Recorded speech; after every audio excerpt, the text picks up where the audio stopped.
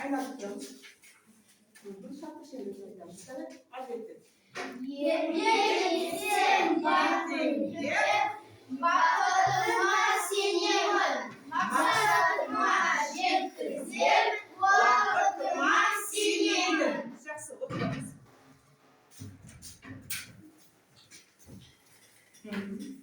Анны біз қазір сабаққа дайындық жүргіземіз. Ол үшін біз қазір бізде келелі әдісі, яғни ойлан тап бағдарламасына жауап береміз. Так, бірінші сұрақ. Ғарышкерлер күні қашан? Жауап беріңіз. 12 сәуірде.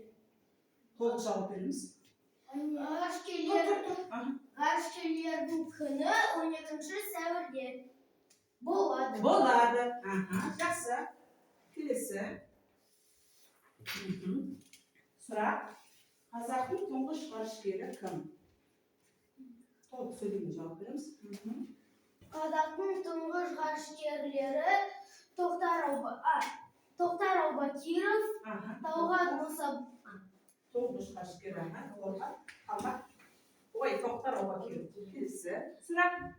Тоқтардың бала кезіндегі арманы қандай еді? Тоқтар Аубакировтың бала кезіндегі арманы ғарышкер болу. Ол қалай армандады? Ол бірінші әкесінің иықтарында отырды. Сосын үлкен болғанда ол үйлердің төбесіне жүрді. Сосын оны биікке шығып алды. Жақсы. Ал мен дұрысын байларға асық беріп отырамын. Жақсы. Келесі сұрақ бізде. Болашақта сен кім болғың келеді? Ал айтып шығамыз. Кәне айтамын. Ал сен кім боласың? Орнымызда отырамыз. Мен өскенде дәрігер боламын. Жақсы оқуға керек. Бізге форма береді. Не айтамыз? Дұрыс айтамыз. Дәрігерлерге ақ формалар береді. Сондықтан адамдарға өмірге керек. Жақсы. Тағы да болашақта кім болғысы келеді? Әрқайсыңыз айтыңызшы. Мен өскенде актриса боламын. Сондықтан маған керек көп жақсы ән айтуға, билеуге, концерттерде қатысуға. Сондықтан арманға жетесіңдер? Жетемін деп айтамын. Жақсы, өте жақсы. Алла кім боласыңдар? Мен өскенде полиция боламын. Полиция болу үшін жақсы оқу керек. Институт, колледж бітіруге керек. Сосын полиция болсаң, кез келген кезде шақырады, саған қандай болу керек? еңбекқор, шыдамды, сөзді болу керек. Жақсы. Арқаны бізде Мансұр кім болады? Мен өскенде өрт сөндіруші боламын.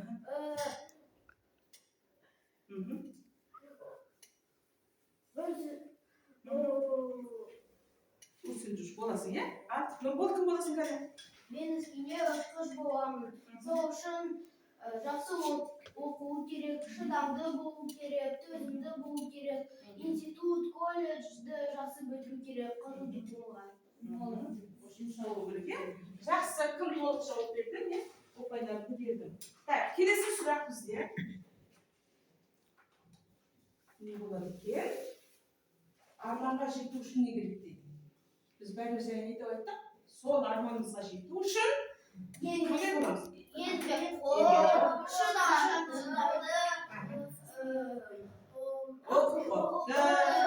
білімді, сергек болу керек, солай ма? Жақсы. Ал сонымен бүгінгі біздің сабағымыздың тақырыбы не екен? Келер шақ. Әрине келер шақ бізде бүгін екінші сабақ. Иә? Ал және біз бәріміз арманымызды айттық. Арманымызға қалай жететінімізді айттық, иә? Ол үшін қандай бізде бойымызда қандай қасиет болу керек, соның барлығын айттық. Олардың барлығы бізде қай шақта айтылып тұр? келер шақ. Келер шақта. Яғни келер шақ ол біздің алда болатыны, солай ма? Жақсы. Енді әрі қарай кеттік. Так, енді бүгінгі біздің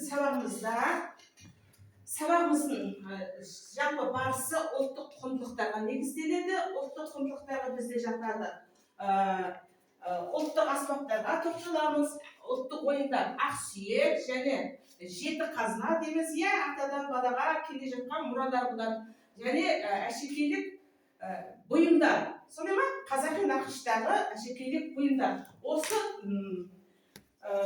бойынша біз тапсырма орындап шығамыз. Енді барымыз кітабымызды ашамыз. Кітапты ашамыз. Так, 28-ші жақтау ашамыз. Так, бізде бірінші ұлттық аспаптар. Ұлттық аспаптарға не жатады? Кәне, қолымызды көтерші. Ұлттық аспаптар. Домбыра, сосын қобыз, жетіген, тағы сыбызғы, тағы сылдырма, сосын осылай соғып не берсек?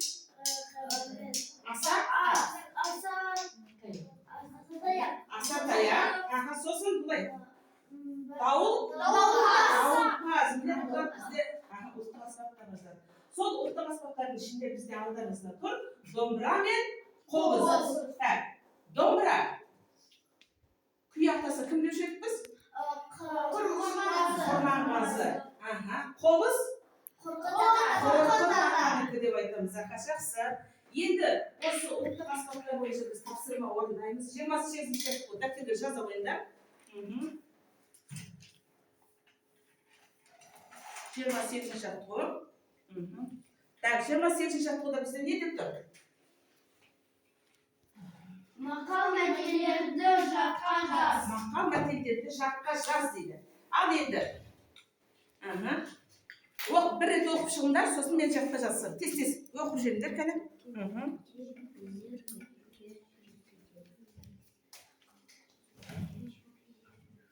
Болды. Кітабымызды жабамыз. Кітаптарын жабыңдар. Так, енді жазамыз. Иә? Жазыңдар.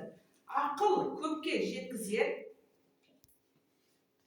Ақыл көпке жеткізер.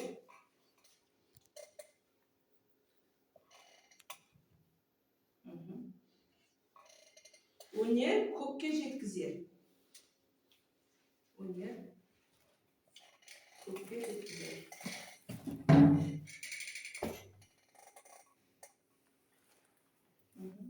Өнер көпке жеткізер. Жеткізер. Жеткізер.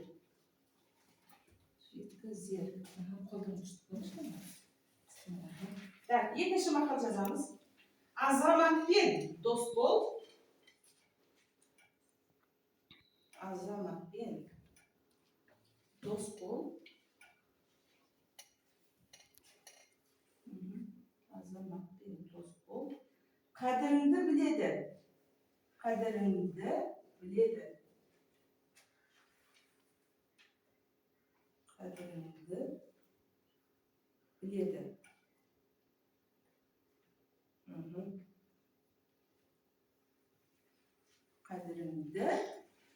Қадіріңді біледі. Ал енді осы ішінен етістіктер, осы шақта, келесі шақта тұрған етістіктерді табамыз. Үстіне астын сызамыз қарындашпен. Тез сызыңдар кәне. Келесі шақта қандай етістік тұр? Қайта тұр, тез үстіне сұрақ қоя қойыңыз. Келесі шақтың сұрақтары бізде қандай еді? Не істейді? Жақсы. Ал тез астын сызамыз. Тез сызамыз. Қарындашпен сызып, сұрақтарын қоямыз. Қойдыңдар ма? Ақыл көпке жеткізер, өнер көпке жеткізер. Таптыңдар ма? Азаматпен дос бол, қадіріңді біледі. Болдық па? Тез. Қайда? Сабысыншы қарындашпен. Не сұқтамайды. Қайда?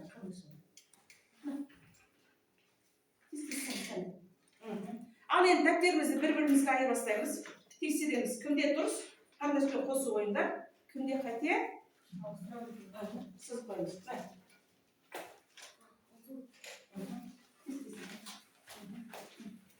Тез-тез тексереміз, кәне. Қолда. Барлығымыз бір айтайын қандай? Ақыл көпке жеткізер, өнер көпке жеткізер. Келесі жақтағы етсіз қайда тұр? Қандай сөз? Жеткізер. Ал енді қараңдар, бар ма қате? Дұрыс па? Иә. Азаматпен дос бол, қадіріңді біледі. Қайда тұр? Біледі. Біледі. Бар ма дұрыс па? Дұрыс болса қосу қоямыз. Қосу қоямыз. Олда ма? Ал енді дәптерімізді қайтап білейік. Кімде қате бар? Қате бар ма? Осы бізде бір қате бар. Не? Өнер деген асты сызып қойыпсың. Енді барлығымыз дұрыс орындадық, иә? Сондықтан біз бүгін топқа бөлінген жоқпыз, 5-7 қатысамыз. Солай ма? Әрқайсымыз өз пікірімізді еркін айтып сөйлесіп отырамыз. Енді әрі қарай кеттік. Енді бізде жебе әдісі, жебе, ол бізде не? 7 қазынаға жатыр. Солай ма? 7 қазына. Ал 7 қазына дегеніміз не? Не жатыр 7 қазына? Айтайықшы кәне. Кім айтады? Бір-бірден айтамыз. Қолымыз көтеріп өтейік кәне. Кәне, түгел жетеуін айтпайсыңдар ма? Кәне, кім айтыр? Түгел жетеуін кім айтады? 7 қазына. Айтамын. Мылтық, найза, айбалта, тазы, жүйрік тазы. жүйрік тазы, Және жүйрік ат, су, әйел.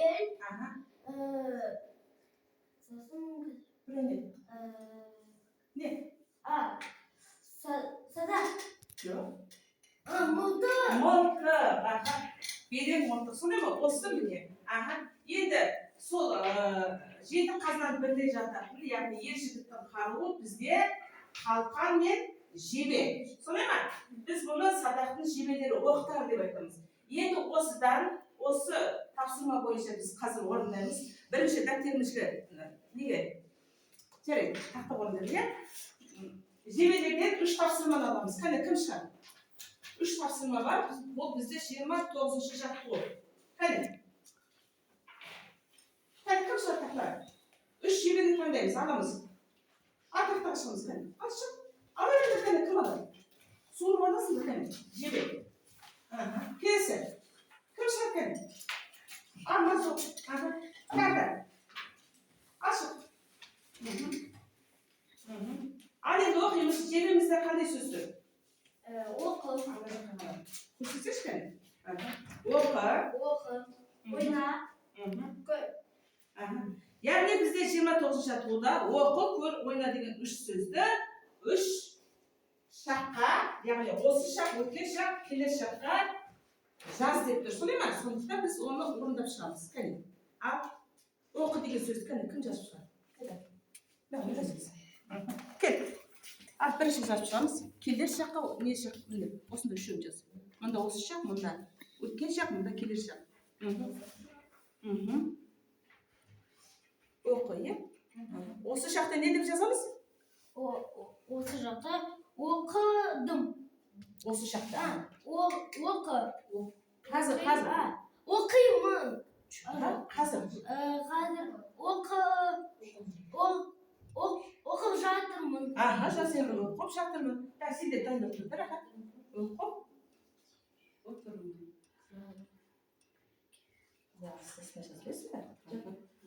Өткен шаққа не деп жазамыз? Оқыдым. Оқыдым.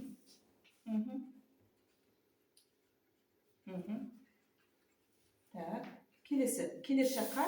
Оқимын. Оқимын. Жақсы. Ал келесі қағазға сөйлейміз кәне?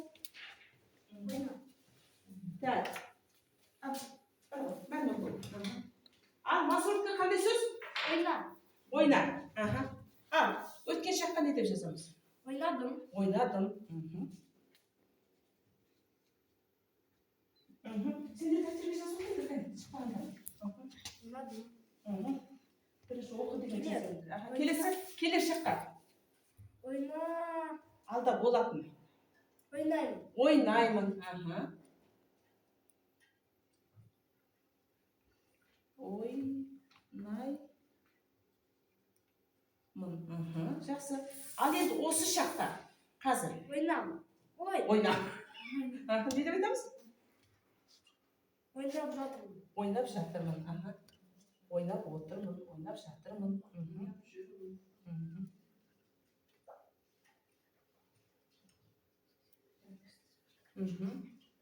Жазып ма қыздар? Сендер дәптерге жазып қойыңдар. Кім шықты? Сенікі қандай сөз? Көр.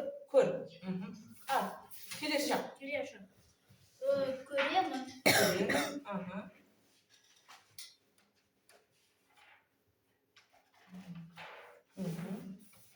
Осы шақ. Көре тұрмын. Көре тұрмын. Көріп. Көріп тұрмын. Көріп тұрмын.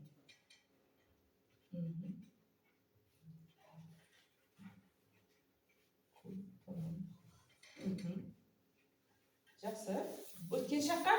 Өткен шақ көрдім.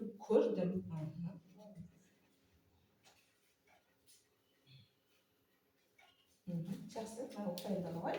Ал міне біз сонда орындап шықтық. Яғни барымыз жебеміз нысанаға қайтты.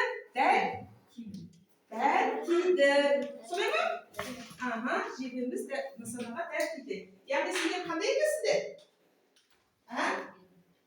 Жігіттердің бойында қасиет бар ма бізде бергендер? Бар, е? Шыққандардың бәрі бізде берген екен, өте жақсы. Сондықтан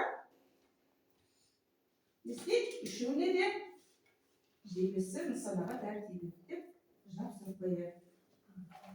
Жақсы, тамаша. Ары қарай кеттік. Орындардан жазыңдар ма қыздар?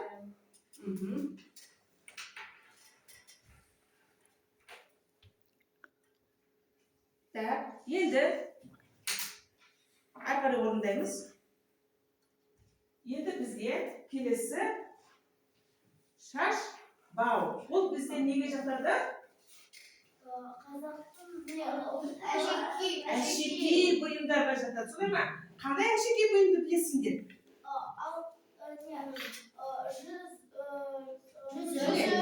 Жүзік, білезік, сырға, шашбау, сағыр. Жоқ, салқысы. Тумақ, алқа, сосын шаш бастырғы дейтін болады, даже бұлай бастырып қояды. Міне солардың бірі бізде шашбау. Солай ма? Шашбау. Енді осы шашбау бойынша тапсырма орындаймыз. Ол бізде 30-шы жаттығу кітапта. Ал 30-шы жаттығуды оқып шығыңдаршы, не деп тұр? Не істеу деп тұр? Сызбаны пайдаланып, еңсіздің шақтағы тағы білек айдынды ай. Міне етістіктің шақтары. Етістік неше шақ бар еді? 3 шақ бар. Қандай? Осы шақ, келесі шақ. Енді бұл шашбауда біздер әріптер берілген. Осы әріптердің ішінен бір зат есім құрастырысыңдар, жері ме? Біреу. Әрқайсына бір зат есім құрастырғандар. Мен қазір ортақ ойын, екеулерін құрастырыңдар, үшеулерін бір құрастырыңдар. Үшеулерін өздеріне бір сөз аласыңдар. Кел, көсел келіңіздер. Сол тапқан сөзімізді дәптерге жазып қойып, 30 жақ қой. Қыздар, 30 жақ қой деп жазып қойды. Сол тапқан сөзімізді жазамыз. Тез көсел бар сөзімізді қой.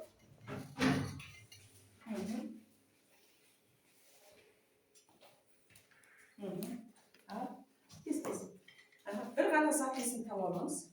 Сөз тауып аламыз. Бір ғана есін құрастырып. Ол үстіне тұра берсін, өзің сөзін тауып. Енді мына жаққа келесің. Қайсы тауып өзің? Айна. Ал жазып алайын. Сен енді өзіңе сөз тауып көресің. Көсе алайын. Дос қатын. Ал сен қандай сөз табуға болады? Қандай? Саған көмектеспей болады екен.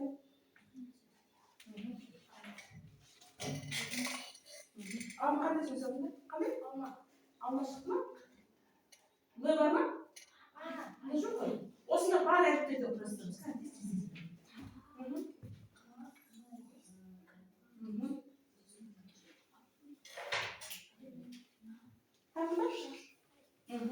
Ал енді сол сөзге үш жаққа жазасың. Үш жаққа жазамыз. Осы шақ, келесі шақ және өткен шақ. Жаздың ба? Ал енді үш жаққа шақтап жазамыз. Мына шақ, осы шақ, келесі шақ, өткен шақ. Сосын маған мағынасын түсіндіріп беріңіздер. Неге өткен шақ? Неге келесі шақ? Неге осы шақ деп айтамыз? Маған дәлелдеп отырыңдар. Таптыңдар ма? Бұл оқытылғансашы кім? Осылай ашып қой. Тез. Қандай сөз бар?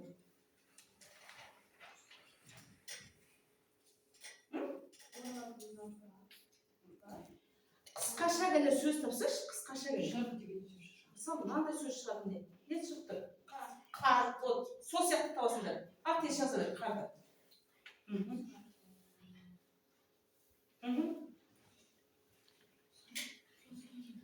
Тез жаза бер. Бұл қандай тез?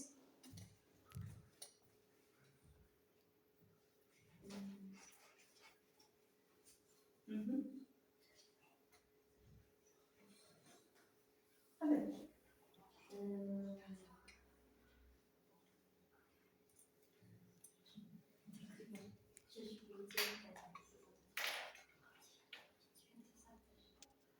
Қарап тұрмын. Ага.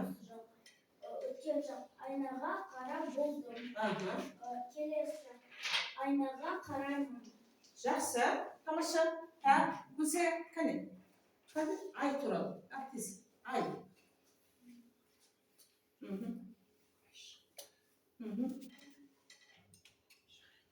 Ай қай кезде болады?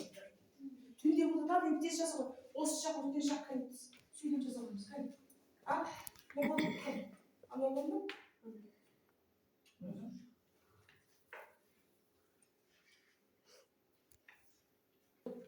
Қане, кім болды? Ана оқи қой, ана. Осы шақ досқа барып жатырмын. Келесі шақ досқа барамын. Өткен шақ досқа бардым. Досқа бардым. Жақсы. Негізінен досыма деп айту керек. Жақсы ма? Досқа деп айтпаймыз. Досыма. Жақсы. Асып бердім, қане? Көсе болдың ба? Не болдым? Ай қайтеді түнде. Қораға барамын. Келесі шақ қораға бардым. Өткен шақ қораға барып отырмын. Осы шақ. Не деді? Барып жатырмын. Қане? Машыр болды ма? Қане аяғым? Ой, кім? Көсе. Өткен шақ. Осы шақ қармен ойнап жатырмын. Келесі шақ қармен ойнаймын. Ойнаймын. Өткен шақ қармен ойнадым. Ойнадым. Жақсы, тамаша. Көсе болды ма? Енді қай шақ керек саған? Не істейміз? Біраз жұмыс істеп жатырмыз, солай ма? Сондықтан демаламыз, тұрамыз, кәне? Орнымыздан тұрайық. Еркін тұрамыз, кішкене алыс тұрда, ұлттар әрі тұру болады. Ал кеттік бізде бүгін ұлттық ою өрнекте биден ады істейміз, кәне?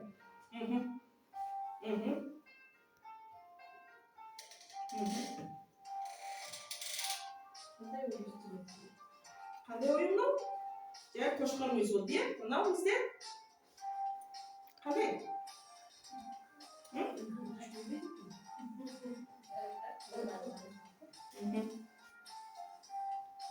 Бұл бізде құс қанат. Солай ма? Ұшып жатқан құсқа ұқсайды. Бізде не ұшып жүреді? Осылай қалқып, аспанда? Иә. Бәріміз білеміз. Бүркіт. Туда, иә? Билейміз. Бұл бізде қандай ойын?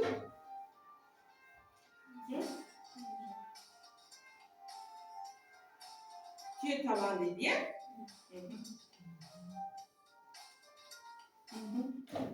Болдық па? Жақсы, отырамыз. Так, ары қарай кеттік. Енді бізде тапсырма бар. Ол бізде енді бізде ұлттық ойындар бар, сондай ма? Ал айтыңдаршы, қандай ұлттық ойындар бар?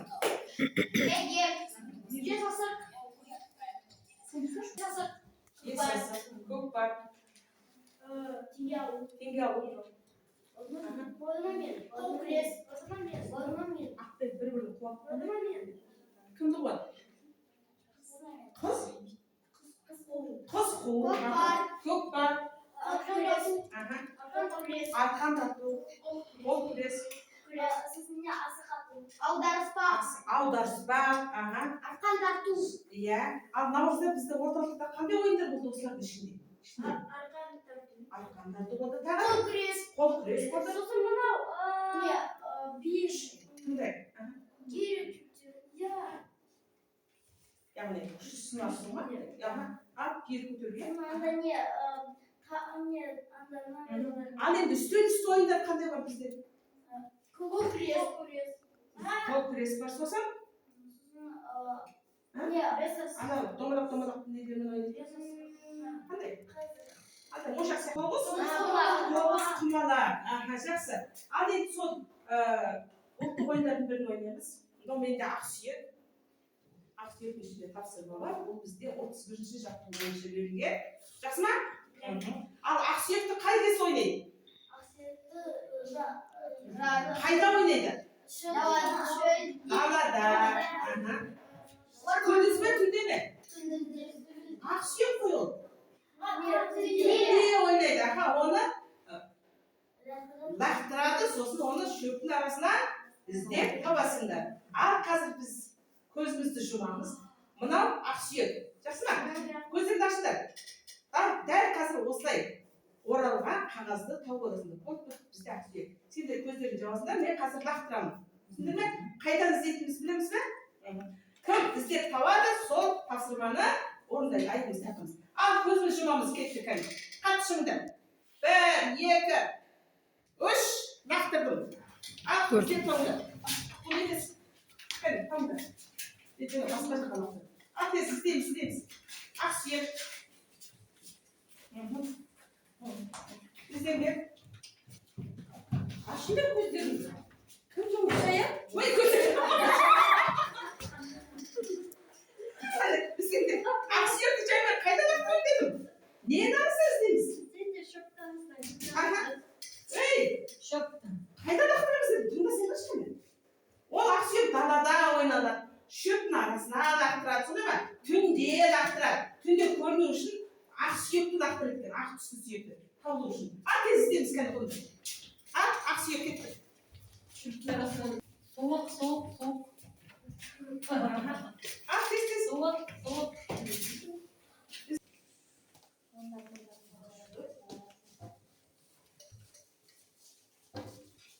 Тез. Гүлді сындырып салыңдаршы.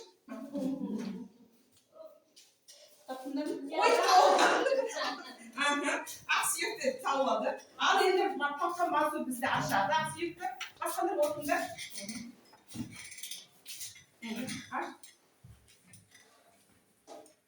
Ал ақсүйектің тапсырмасы бізде не екен?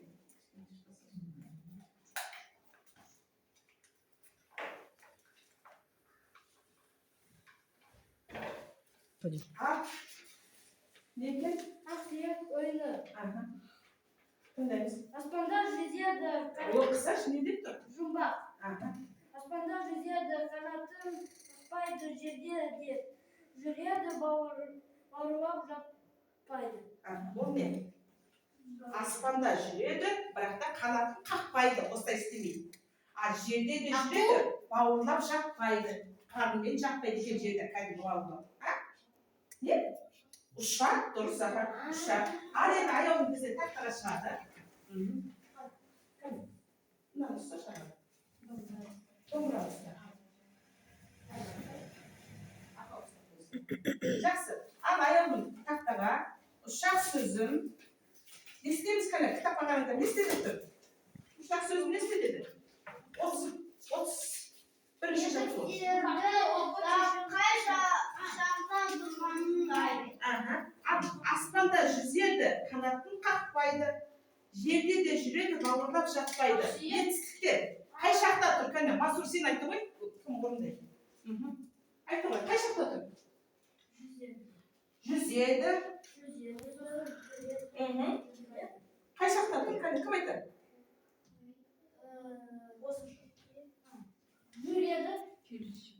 Жүреді, қақпайды, жатпайды. Қай шақта? Келер шақта тұр, солай ма? Келер шақта тұр. Енді жұмбақтар шешуіндегі сөзді қатыстырып, сөйлем құрастырып жаз дейді. Ал мә, үш шақ туралы сөйлем жазамыз. Осы шақ, өткен шақ, келер шақ. Үш шақта жазып шақ.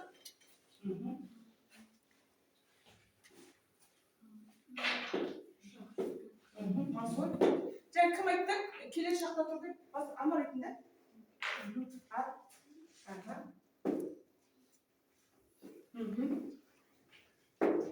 Так, басқамыз дәптерге өзін құрастырып өндірген. Жазып қойды, 30 шақ тұр деп. Үш шақ туралы, үш шақта жазамыз. Кәміз. Мен үш шақта.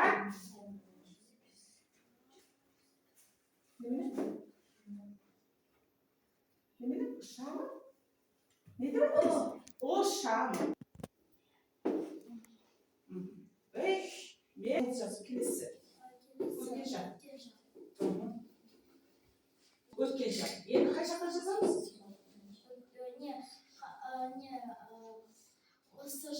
Осы шақта жазамыз. Мен тез жазып отырған.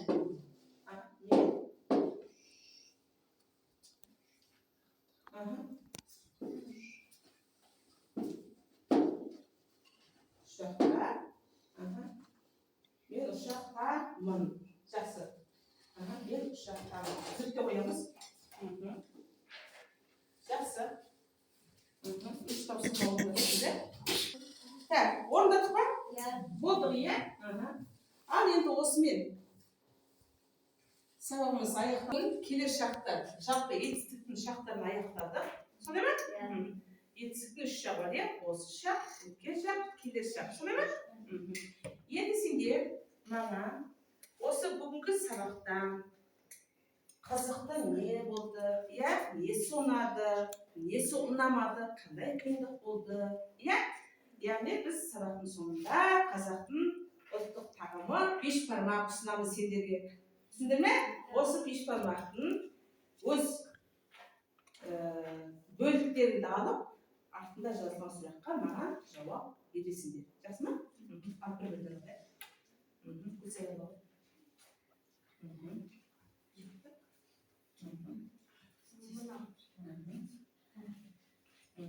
Ал, сұрақты оқып дайындап отырды. Айтуға дайындым да. Дайындаламыз. Ал, қонақтар қожайын. Кімдеріңізді айтасыздар қазір маған? Несімен оларды?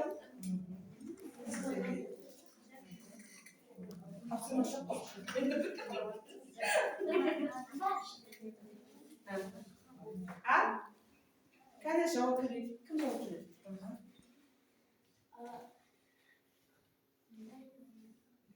Оқы дауыстап. Қандай ойын қызықты болды? Мына ортаға шығып айтып.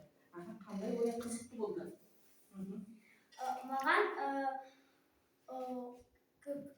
ақсүйек ойын ұнады.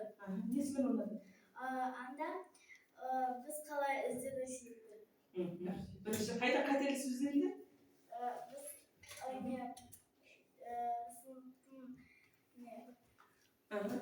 Қайдан іздеу керек болды? Шүрттің арасынан деп айттым ғой мен. Жақсы. Арқаны көсеге келіп қойғанды қасыма сұрағына жауап береміз. Сұрақ несімен ұнады? Несімен ұнады дейді. Бүгінгі сабақ жалпы несімен ұнады? Қалай қарап болады, есіне түсіріп, қайсысы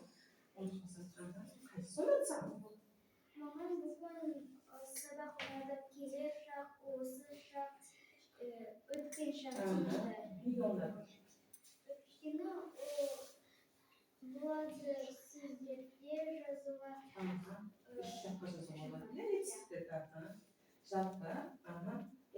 нені білдіреді бізде? Осы шақ.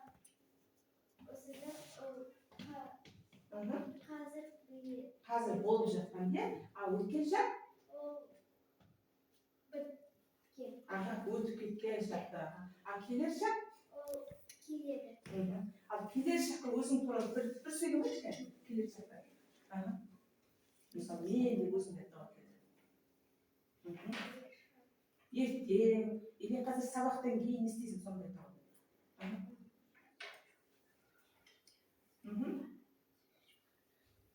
Ертең мен мектепке барамын. Жақсы, ертең не ма? Мектепке келер шақта, иә? А сен басқа айтып отыр. Анвар. Қандай қиындық болды? Менде ешқандай қиындық болмады. Сен барлығын меңгердің бе, өзгердің бе? Білесің, да? Жақсы, тамаша. Келесі кәлі кім? Масуд.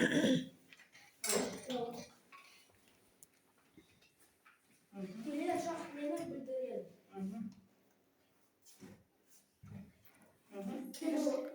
Келер шақ кемуі білдіреді. Кемудің несін?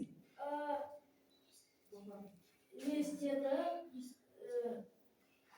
Келер шақ. İsteyim. Ne isteyim? Ne isteysin? İyi? Söyle mi? Anne bir misal ayet olur. Düşünmeyeceksin. Gelirsen. Gelir tarafa bakalım. Bakalım arkadaşlar. Nur bakımı var. Осы сабақта өмірге қажет не болды? Ömür. Hadi. Осы сабақта өзің оқысашы. Осы сабақтан өмірге қажет не болды? Өмірге келешекте саған керек бірдеңе болды ма осы сабақта? Несі? Білім. Тағы? Келер шақ, осы шақ. Мен сосын жеті қазынаны білдім. Жақсы. Біз келешегімізді, болашағымызды армандай аламыз ба? Қиялдай аламыз ба? Армандар орындала ма? Орындалады, иә? Жақсы, тамаша. Міне осымен бүгінгі біздің сабағымыз аяқталды. Ал өздеріңіз алған ұпайларды көрдіңіз кәне? Неше болды? Қанша болды? 8. Екеу, бұнда жетеу, бесеу. Жақсы. Жалпы мен ойымша сабаққа барлықтың жауап бердіңдер, иә? Арасында бір-екі қате болды, қатемізді түзетіп бердік. Сонымен бүгінгі сабағымыз аяқталды. Иә? Солай ма? Апайларға не деп айтамыз? Рахмет деп айтамыз. Үй жұмысы бізде 89-шы бет 32-ші шақ болды. Яғни мына берген сөздерді 3 шаққа келтіріп жазамыз. Түсіндіңдер ме? Мен, сен, біз дейді, көр, қуан, ойла, өс деген етістіктер бар екен. Соны 3 шаққа келтіріп жазамыз. 89-шы 38-ші шақ болды.